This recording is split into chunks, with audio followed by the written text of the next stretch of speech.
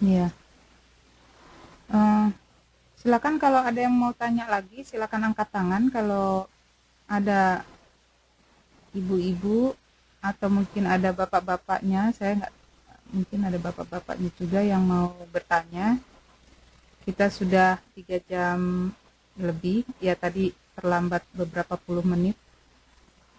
Hmm, Silakan mengangkat tangan kalau mau bertanya. Sambil nunggu juga ada pertanyaan, ini loh mengenai konten dari blog, misalnya kita bikin blog gitu ya. Tadi sepintas saya simpulkan dari presentasi dari Mas Yusuf bahwa seolah-olah masih oke bahwa kita konten itu mengambil dari blog lain gitu. Em, apa saya salah ya? Ya itu Karena nggak ada masalah. keterbatasan menulis atau ya bahasa atau itu Mas. Betul. Ya sebenarnya nggak ada masalah as long as kita tetap kasih ini apa sumbernya. Kalau Hmm, seandainya misalkan, jadi ada beberapa artikel itu yang bunyinya begini kira-kira. Jadi misalkan oh Isna menulis di website ini dengan judul ABC, terus kemudian eh, kita kasih opini kita. Jadi menurut pendapat saya bahwa semuanya itu betul, tapi ada beberapa yang harus direvisi atau dibenahi. Nah, nanti baru dari situ kita list lagi semua isinya dengan tambahan menurut kita. Nah, itu bisa bisa juga seperti itu. Yang menjadi jadi ada etika di dalam kita apa sebagai jurnalis itu kita nggak bisa copy and paste terus nggak mau berikan kredit kepada yang mhm. menulis awalnya.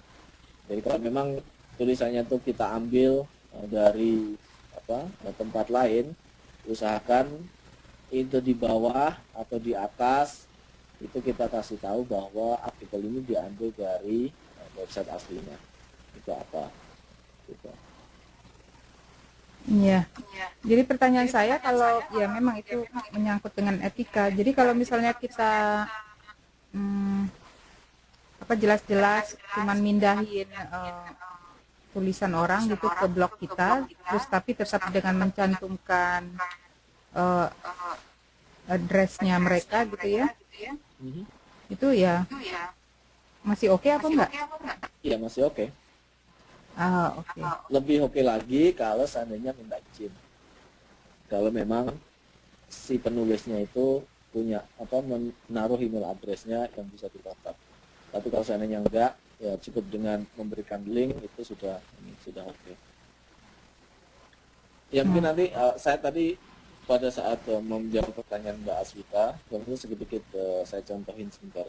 Saya ambil contohnya. Jadi bagaimana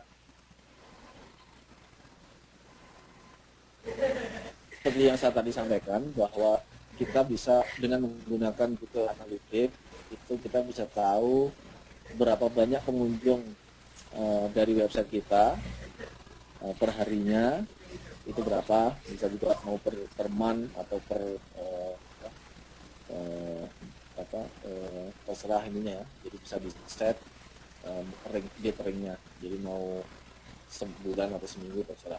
Nah dari sini kita bisa tahu berapa banyak sih sebenarnya pengunjung dari website kita. Nah ini sebagai contoh saya kasih blog saya, jadi komputerteknologi.net. Itu dalam satu hari itu average-nya itu seratusan orang mengunjungi website saya. Nah dari 100 orang itu berapa percentage dari yang bounce rate-nya yang saya tadi bilang bahwa orang itu cukup dengan apa dalam waktu kurang dari 3 detik itu udah tahu bahwa mereka itu menemukan yang mereka cari tangga. Nah, jadi saya kasih tahu bahwa bounce rate-nya ini tinggi sekali. Di website saya itu sekitar 56%. Bayangin aja dari 100 orang itu 56 orang itu menutup websitenya itu sebelum apa tanpa mengeklik yang lain. Jadi cukup di halaman pertama atau di halaman yang mereka cari di internet, terus ketemu, ngeklik langsung ditutup atau back karena nggak bisa menemukan apa yang dicari. Kemudian juga kita bisa tahu berapa lama si pengunjung kita itu berada di website kita. Jadi sebagai sini contoh, ada average time on site ada 4 menit. Bayangin kalau seandainya kita mempunyai waktu 4 menit dari seseorang, apa yang harus kita sajikan supaya orang itu tetap senang berada di website kita. Nah, ini penting sekali. Semakin lama average time-nya ini, itu semakin bagus website kita. Jadi bisa mendapatkan 4 menit, alhamdulillah bagus sekali. Terus kemudian dari presentasi ini, berapa orang yang baru pertama kali mengunjungi website kita dan berapa jumlah dari pengunjung yang sudah tahu website kita sebelumnya. Jumlah pengunjung yang baru itu saya punya 58%. Jadi alhamdulillah cukup bagus.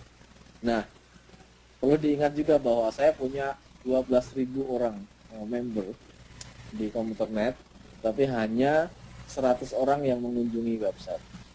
Jadi belum tentu bahwa walaupun kita punya ribuan orang yang ada, kita tuh tahu bahwa mereka mau nggak mau harus mengunjungi website ini, itu tetap mereka ya 12.000 lainnya nggak mengunjungi, cuma 100 orang aja yang mengunjungi tiap hari.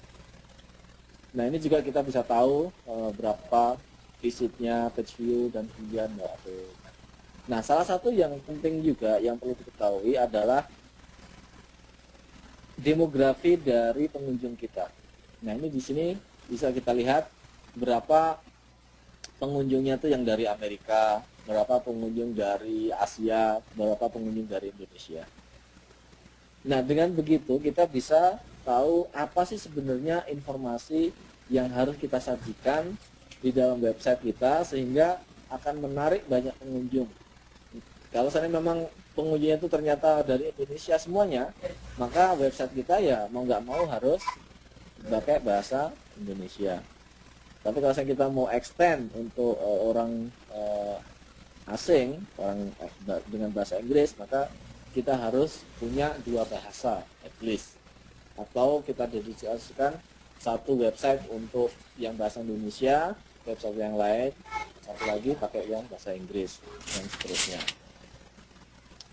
Nah, tadi saya singgung juga mengenai jumlah pengunjung. Jadi referral site, karena saya ini pada saat mengirimkan email, saya selalu sisipin di signature saya itu komputer teknologi. Jadi begitu mereka melihat, baca apa yang saya kirim, mereka akan ngeklik ke komputer teknologi. Nah, ini jumlahnya presentasinya tuh lebih besar dibandingkan search engine. Kemudian yang kedua, yang direct traffic.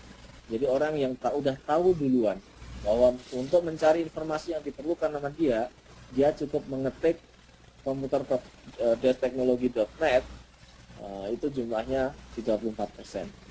Sementara yang dari search engine itu jumlahnya 29%. Nah, sisanya kita bisa ngeklik reportnya. Nah, ini salah satu bagusnya dari Google Analytics ini.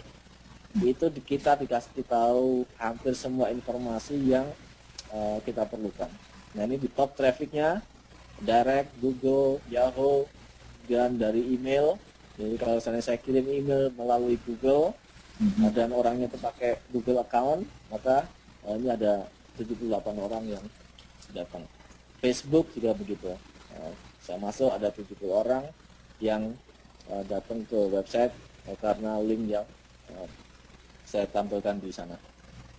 Bisa juga kita mau full list dari semuanya, kita tinggal klik aja di full report, nanti semua website yang yang merefer website kita itu kita bisa tahu. Kemudian keyword. Nah, keyword ini penting sekali. Tadi juga Mas Yusuf sudah merangkan bahwa semakin match, supaya lebih match keyword yang kita punya dengan artikel. Ini juga penting sekali. Kalau seandainya orang orang yang datang dari presentasi yang ada, orang yang datang itu mencari atau datang ke website kita atau dengan menggunakan search engine dan keyword yang